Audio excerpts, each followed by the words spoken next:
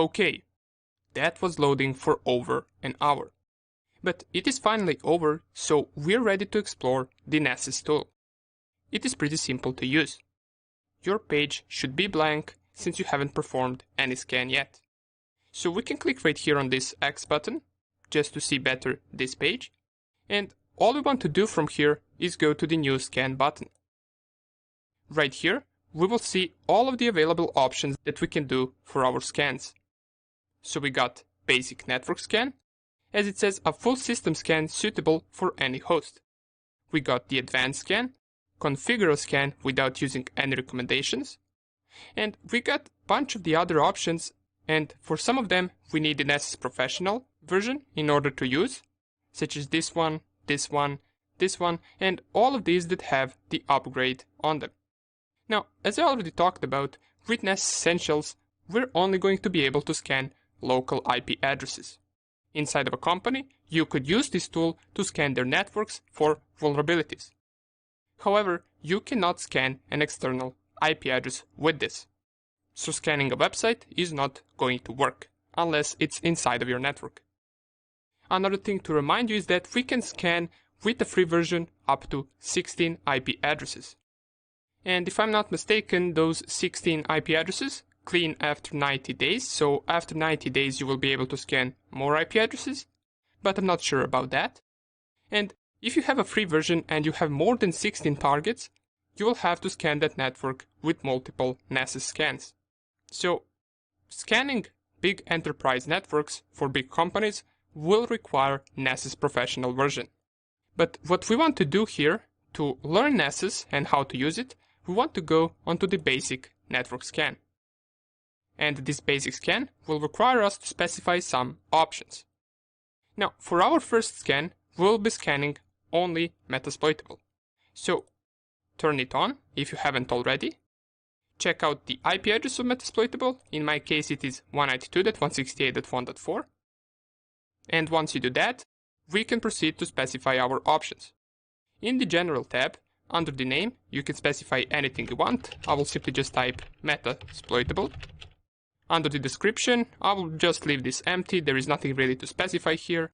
You can put anything you want here, just so you can recognize which type of scan you did and on which target you did it. In the folder, we will leave it on My Scans, and in the targets, we specify the IP address of our target machine. Since right now we are only scanning one machine, we will specify the IP address of Metasploitable.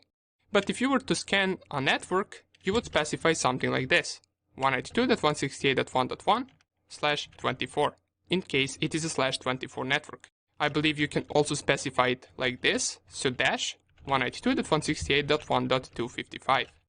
But right now, let us just go with our Metasploitable. And with the free version, we can't even scan 255 hosts. Remember, we can only scan 16. Once you specify this, we want to proceed to the Schedule tab. And here, this Schedule tab is useful once you want to schedule your scans on a certain period of time, or you just want to schedule a scan while you're doing something else on the side. For now, we're going to leave it off. Under the notifications, you can choose if you want to send results to some emails over SMTP server. We're not going to be doing that right now. In the Discovery tab, this is the important stuff. Here we choose how many and which ports we want to scan.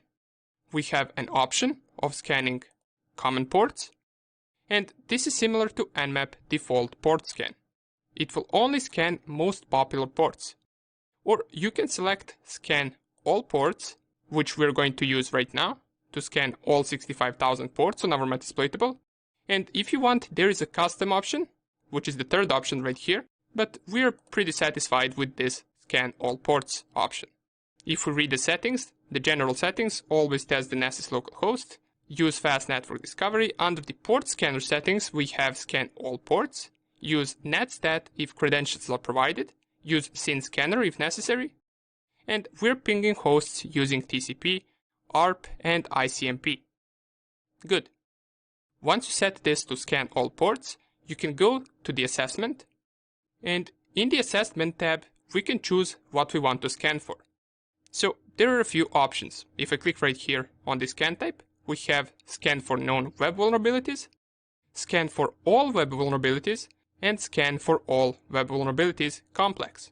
For the purposes of this tutorial, we will be scanning for known web vulnerabilities. Why? Well, this will just take lesser time to finish. When you run scan for complex web vulnerabilities, it usually takes a lot more time. And we can see right here under the general settings, avoid potential false alarms, enable CGI scanning, and web applications, we will crawl up to 1000 pages, up to 6 directories, and we will test for known vulnerabilities in commonly used web applications. These are our assessment settings. But also keep in mind that if we discover some web vulnerabilities, we will see how to attack them in the web penetration testing section. That will come right after the exploitation section. For now, let us just see whether Nessus will find something juicy. Right after, we go to the report settings, and usually you want to leave this on default, so we're not going to be changing anything right here. And finally, in the advanced tab, we will leave it on default for now and proceed to click on save. So click on save right here, and you should have your scan right here. Now, you will notice that it does not automatically start. We must launch it.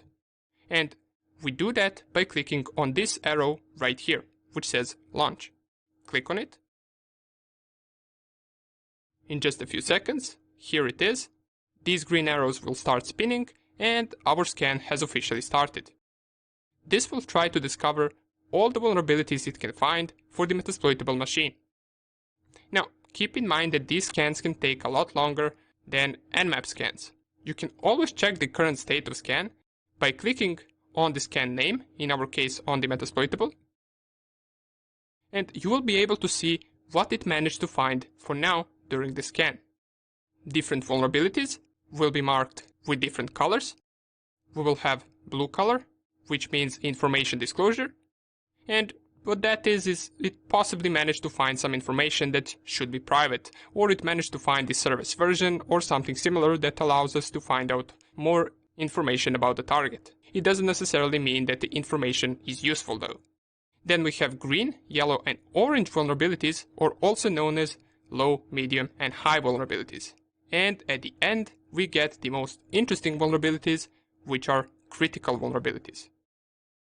This usually includes remote code execution or something similar. So what you can also do, you can click on them, and this is just what it managed to find at this current point of scan. So we got one critical vulnerability for now, we got two mixed vulnerabilities, one medium vulnerability, and some information disclosure right here. Let's go back, and we're going to wait for this to finish, and once it's done, we will get back to it and see the results. Alright, it is finally over, and we can see, if I click on the scan, that it managed to discover a bunch of vulnerabilities. All kinds of them. Let us go through these results and see some of the vulnerabilities it found. Remember, we are most interested in critical and high vulnerabilities. Others can also be useful, but these two are the main ones. First thing we see is that it managed to find 7 critical vulnerabilities, 11 high vulnerabilities, 36 medium vulnerabilities, 7 low, and 148 information disclosure. Let us click on the scan. Right here we can order the vulnerabilities by their severity. So if I click on this arrow, it will go from the information to the critical, but mostly we are interested in critical vulnerabilities, so I will click it once again, and let's go with any one of them. We're going to see an example of each vulnerability. We're going to check one critical, one high, one medium, one low, and one information disclosure. Let's go, for example, with this one. So it says NFS exported share information disclosure. This is a critical vulnerability. Down here we can see the description, and it says at least one of the NFS shares exported by the remote server could be mounted by the scanning host. An attacker may be able to leverage this to read and possibly write files on remote host. It tells us what is the solution to fix this vulnerability, as it says configure NFS on the remote host so that only authorized hosts can mount its remote shares. Down here it tells us where it found the vulnerability. It found it on our Metasploitable on the 2049 UDP port. And what you would do, for example, is you would then Google this vulnerability, which we learned in the previous video where we covered Googling vulnerabilities and search exploit, and you would see how you would exploit this. For now, we know that this exists. Let's check another critical vulnerability. Let's go, for example, onto this one, bind shell backdoor detection. It says a shell is listening on a remote port without any authentication being required. An attacker may use it by connecting to the remote port and sending commands directly. This seems like a really big problem. And we're going to see in the next section how we can actually gain access from this critical vulnerability. It is very, very easy, trust me. But these types of misconfiguration happen often. Down here we can see the solution, verify the remote host has been compromised, and reinstall the system if necessary. And the actual vulnerability is found on the port 1524 over TCP. Now, since critical vulnerabilities are most important, let us check another one. Let's go on to this one. VNC server password is password. So it seems that we get the default credentials for some software running on our Metasploitable. As it says, the VNC server running on the remote host is secured with a weak password. And this type of vulnerability is something that you will find the most. Now, it doesn't have to be anything connected to the VNC server, but weak credentials are something that even the biggest companies have. And you can have all the security in the world, but if your password is weak, none of that security will matter. Down here we see the Nessus logged in using a password. And what port was it on? It was port 5900 over TCP. So we will see how we can exploit all of this, but let us also check out some other vulnerabilities as well. Apache Tomcat AGP connector request injection. Let's click on it. This seems to be a high vulnerability, and it tells us a file read inclusion vulnerability was found in AGP connector. A remote unauthenticated attacker could exploit this vulnerability to read web application files from a vulnerable server. It tells us that the solution is to actually upgrade the Tomcat server to the newer version. And down here it tells us over which port did it find the vulnerability, which is port 8009. On the right side we can also see some additional vulnerability information, such as what is the vulnerability for. It is for Apache Tomcat. Is the exploit available? Yes, the exploit exists for this, and they are available. The patch was published on March 1st, 2020, and vulnerability was also published on that same day, and Nessus managed to successfully exploit it. Reference information, and here are the vulnerability names. So you would just type this, search for an exploit for it, and you would manage to exploit the Metasploitable machine.